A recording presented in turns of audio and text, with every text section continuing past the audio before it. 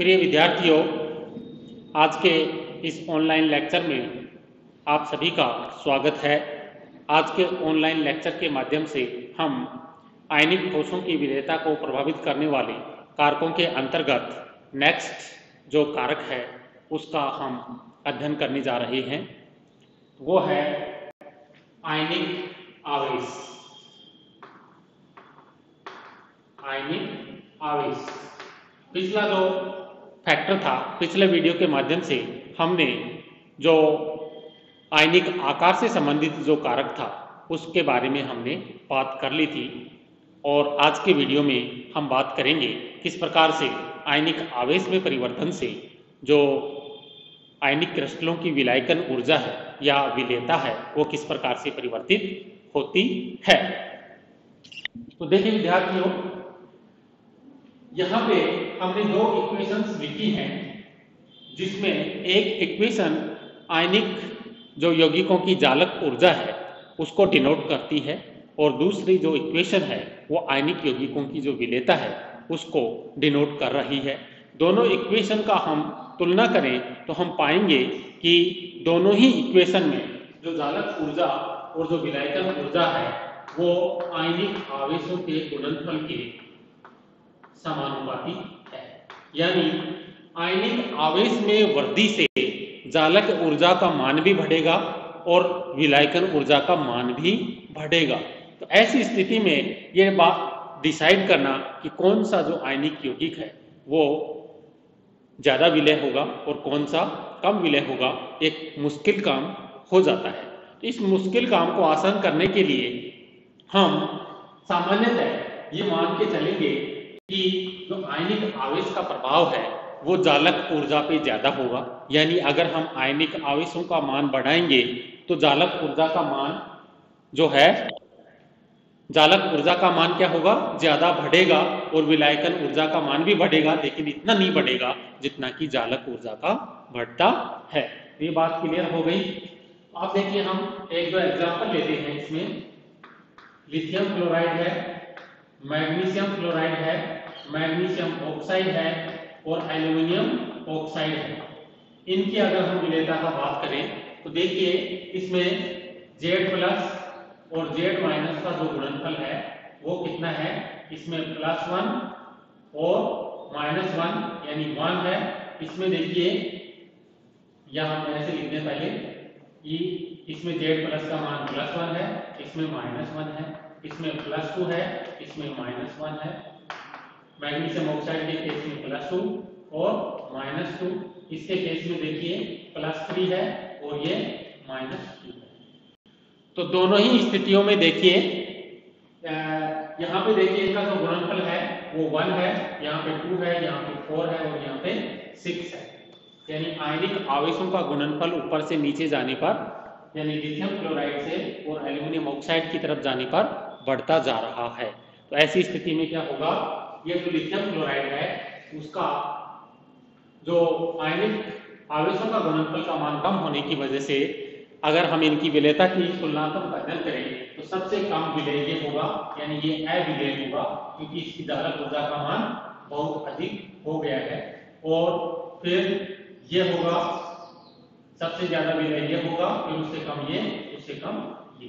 तो विलेयता का क्रम क्या हो गया, लिथियम क्लोराइड है वो सबसे ज्यादा विलेय होगा, मैग्नीशियम क्लोराइड है उससे कम होगा, मैग्नीशियम ऑक्साइड उससे भी कम होगा, और मैग्नीशियम एल्यूमिनियम जो ऑक्साइड है Al2O3 वो सबसे कम विलेय होगा। ये बात क्लियर हो गई है किस प्रकार से आयनिक आवेश में परिवर्तन से आयनिक यौगिकों की विलेयता प्रभावित होती है। ओके, इसमें हम जालक ऊर्जा देख लेंगे। जालक ऊर्जा किसकी ज्यादा है, जिस भी आयनिक क्रिस्टल के लिए जालक ऊर्जा का मान ज्यादा होगा ऑब्वियसली उसके लिए विलायकन जो ऊर्जा है उसका मान कम होगा। ओके, अगला पॉइंट देखिए, अगला जो कारक है वो देखिए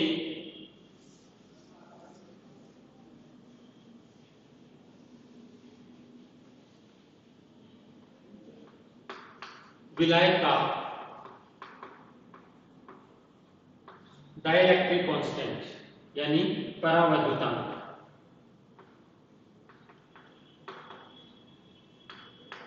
विलायक का परावैद्युतांक यानी डाइइलेक्ट्रिक कांस्टेंट।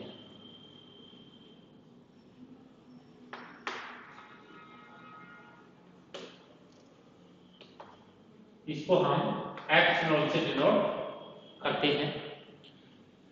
तो देखिए परावैद्युतांक क्या होता है, डाइइलेक्ट्रिक कांस्टेंट क्या होता है, पहले तो हम इसके बारे में बात करेंगे और उसके बाद में हम परावैद्युतांक के माध्यम से जो विलेयता है वो किस प्रकार से प्रभावित होती है उसके बारे में हम बात करेंगे।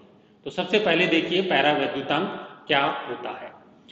देखिए ये किसी भी विलायक का एक इनहेरेंट गुण है, यानी अंतर्निहित गुण है, जो कि आयनिक आवेश को, किसी विलायक के द्वारा आयनिक आवेश को उदासीन कर सकने की क्षमता का माप है। इसका क्या मतलब हुआ, देखिए सपोज करिए हम NaCl क्रिस्टल को जल में डिजोल्व कर रहे हैं, तो यहाँ पे इस जल का जो परावैद्युतांक है उसका मतलब ये है कि इस विलायक के द्वारा ये जो आयनिक क्रिस्टल है, इस आयनिक क्रिस्टल में उपस्थित आयनों का जो आवेश है वो, उस आवेश को ये जो विलायक है कितना अधिक मात्रा में न्यूट्रलाइज या उदासीनीकृत कर सकता है, जिसके प्रभाव में क्या होता है, जब ये विलायक इस आयन पर उपस्थित पॉजिटिव आवेश को उदासीन कर देगा तो क्या होगा, इस आयन का इस आयन के प्रति यानी धनायन का ऋणायन के प्रति आकर्षण कम हो जाएगा, और जब धनायन का ऋणायन के प्रति आकर्षण कम हो जाएगा तो क्या होगा, ये जो सोडियम है इस जालक क्रिस्टल जालक से मुक्त होकर के कहां जाएगा, विलायक में आ जाएगा। ये बात समझ में आ गई। जिस विलायक का डाइइलेक्ट्रिक कांस्टेंट का मान जितना अधिक होगा वो विलायक उतना ही अच्छा होगा। क्यों होगा, क्योंकि उस विलायक में, इस विलायक की आयनिक आवेश को उदासीन कर सकने की क्षमता का मान उतना ही अधिक होगा। जब किसी विलायक की आयनिक आवेश को उदासीन कर सकने की क्षमता ज्यादा होगी तो वो आयनिक यौगिक उस विलायक में अधिक विलयशील होगा। ओके, तो अब देखिए इसमें जो जल है वो एक अच्छा विलायक माना जाता है। वाटर एक अच्छा विलायक माना जाता है क्योंकि इसका जो डाइइलेक्ट्रिक कांस्टेंट है उसका मान कितना है, 80 है। ओके, ये बात क्लियर हो गई। अब विलायक का परावैद्युतांक किस प्रकार से जो विलायकन ऊर्जा है उसको प्रभावित करता है या विलेयता को प्रभावित करता है। यह अभी हमने इक्वेशन लिखी थी, विलायकन ऊर्जा equal to Z square E square upon 4 pi epsilon 0 R0 dash 1 minus 1 epsilon 0 epsilon. तो यहाँ पे देखिए जो विलायकन ऊर्जा है वो इनवर्सली प्रोपोर्शनल है 1 माइनस 1 अपॉन एप्सिलॉन 0 या एप्सिलॉन। तो देखिए जब इसका मान बढ़ेगा तो इस राशि का मान क्या होगा, घटेगा, और 1 माइनस इस राशि का मान क्या होगा, बढ़ेगा। तो जैसे जैसे माध्यम का या जो विलायक है उसका परावैद्युतांक या जो डाइइलेक्ट्रिक कांस्टेंट है उसका मान बढ़ाते जाते हैं, वैसे वैसे ही उसकी जो विलेयता है, आयनिक क्रिस्टल की उस विलायक में जो विलेयता है उसका मान बढ़ता चला जाता है। ये बात बिंदु क्लियर हो गया होगा किस प्रकार से जो विलायक है उसका जो डाइइलेक्ट्रिक कांस्टेंट है वो आयनिक यौगिकों की विलेयता को प्रभावित करता है।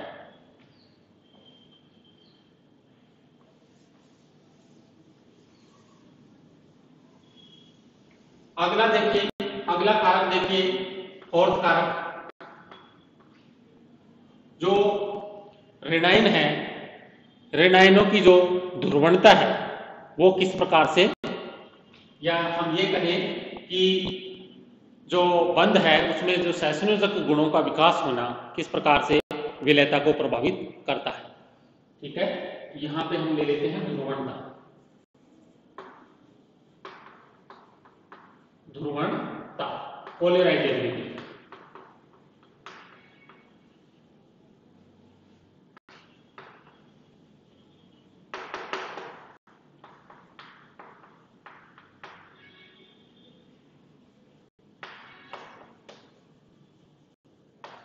पोलराइजिंग ध्रुवणता और ध्रुवण क्षमता।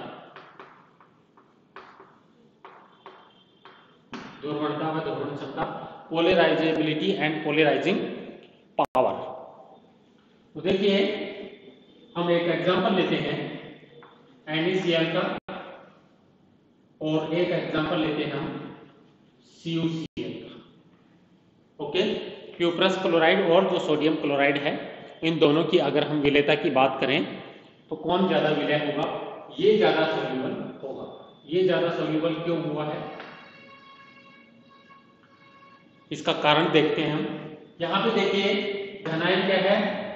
Sodium plus. यहां पे धनायन क्या है? Cu plus. ये जो सोडियम है वो इनर्ट गैस, अक्रिय गैस विन्यास युक्त, अक्रिय गैस विन्यास युक्त धनायन है।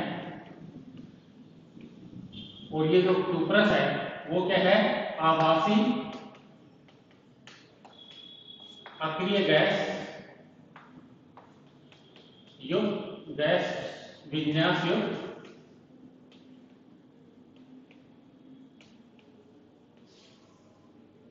धनायन है।